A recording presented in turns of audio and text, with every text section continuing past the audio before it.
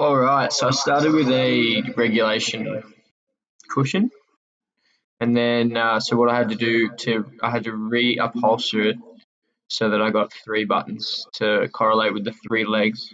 So I grabbed a washer and a screw, and then put some timber under and screwed the timber in to try and reupholster it, which worked pretty well.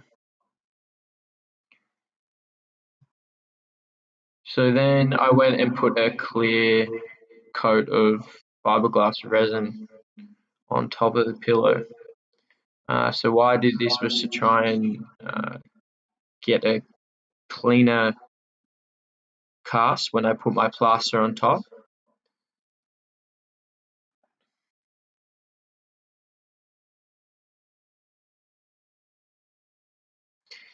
So then I went and made the mold form.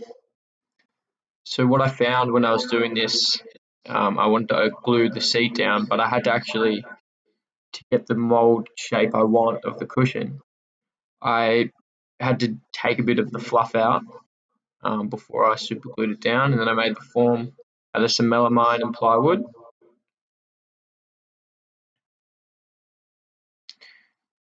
Then plaster pour. I put some canola spray as a release agent, and got a bit of a hand to mix some plaster up in the jewellery ceramics area. Poured my first layer and then made another mix. So this thing was really heavy, it was about 30 kegs. So I had a bit of a hand in the trolley.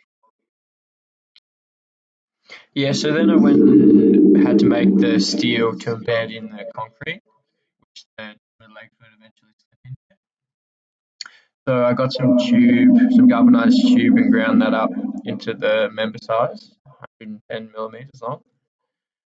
So I had to sand back the galvanization to weld it, because the galvanized isn't very good for your health.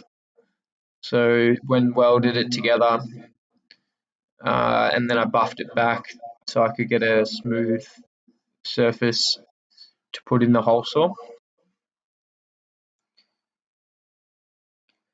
So when I was hole sawing, I got the same hole saw size as the tube that I was going to be putting in for the legs. So that was my compound angle that I worked out to be about 12 degrees.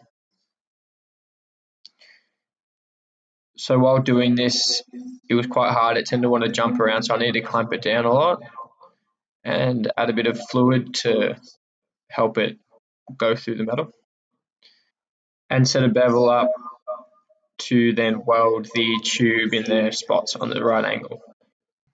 I used a lathe for a while to turn the legs into a shoulder for the felt and the metal to sit in flush.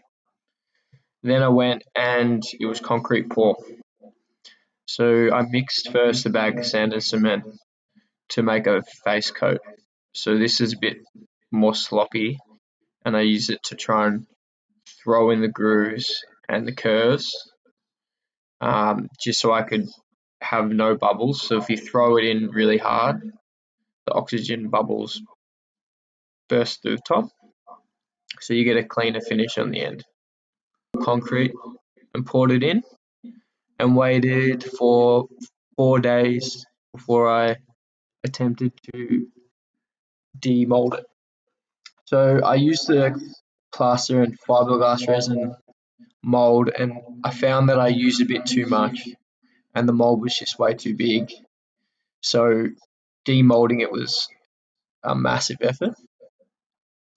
And it took probably half a day's worth of chiseling, sawing, more chiseling to get the concrete out. And I chose to do a plaster mold over a silicon mold because I wanted to get the fabric and the fine detail, and I heard that a plaster mold gives you a finer detail. But I found that I got plaster all over the concrete and didn't get sort of the finish that I wanted, so I had to use a little bit of an acid wash to try and get some of the plaster, which sort of reduced a bit of the shine. I added a clear coat of concrete sealer to give it a bit of a nicer finish. Varnished up the legs with a standard coat, 2 thin coats, and then I scribed the legs with a level pencil on a block, cut them, and then I applied a contact adhesive to get the felt to stick to the timber. I found it didn't work at first, but if you gave it a coat, let it dry hard, and then do another thick coat and let it go tacky, then it works. Cut the pads of felt to the bottom, and that was it. I glued a couple of timber buttons. Then you've got the soft concrete cushion, steel going flush to the timber, and then going flush into the felt socks which protect the floor.